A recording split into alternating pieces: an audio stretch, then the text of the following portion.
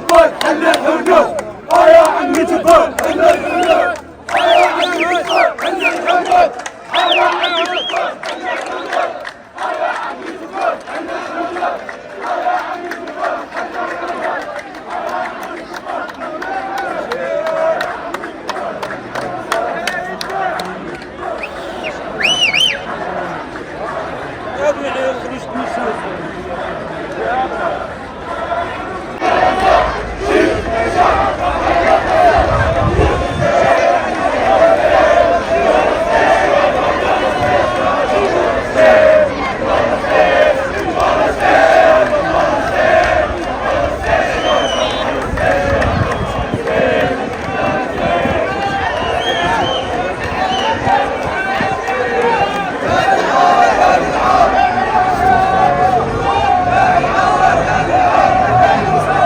القضية الفلسطينية ونطالب من المجتمع الدولي أن يتحرك هذه المجزرة التي يعاني منها أشقائنا وأطفال القدس الشريف.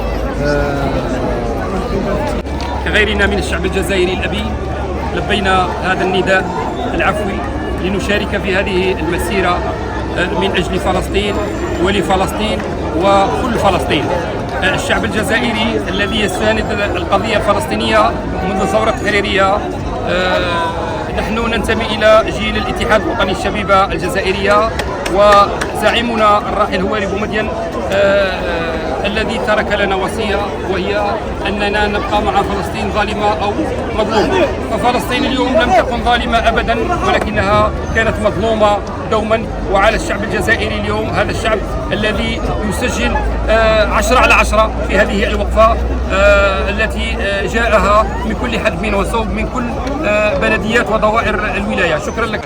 بسم الله الرحمن الرحيم. اولا كمواطنه وكرئيسه جمعيه منظمه لقاء شباب الجزائر المكتب التنفيذي لولايه سعيده، قمنا بمسيره سلميه اليوم مناصره لفلسطين تحمل شعار فلسطين في كل قلب جزائري.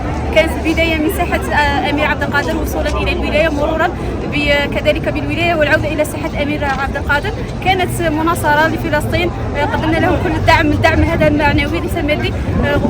كذلك احنا كما نقولوا فلسطين في قلب كل جزائري. احنا زدنا على هذه الفطره باللي فلسطين.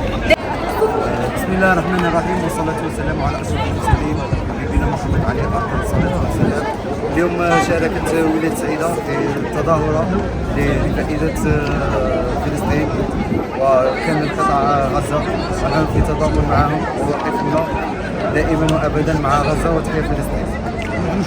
الجزائر أبناء المليون ونصف شهيد من هذه المنطقة ولاية سعيدة، أقول لأخواننا في غزة إننا قادمون. نحن أبناء عقب ندافع، نحن أبناء جيش التحرير الوطني. لا تخافوا ولا تحزنوا، اصبروا وصابروا ورابطوا واتقوا الله لعلكم تفلحون. الله أكبر، الله أكبر لشهدائنا في غزة، الله أكبر لشهدائنا في غزة.